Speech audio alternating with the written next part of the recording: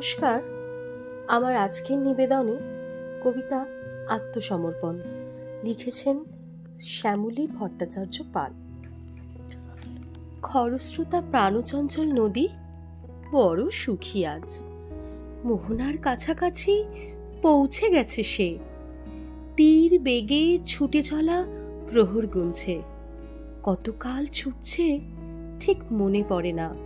তার চঞ্চল মন শুধু মহা মিলনের স্বপ্ন বুনছে। কিন্তু মোহনা, তার মনেও কি আছে এত উচ্ছ্বাস? আছে কি আকুল করা অপেক্ষা? সে তো আপন উল্লাসী বিহবল। চিরকাল মোহনা সখা এমনি নির্বিকার, বিস্ফোরিত সূর্যে শোভা অপরূপ তার।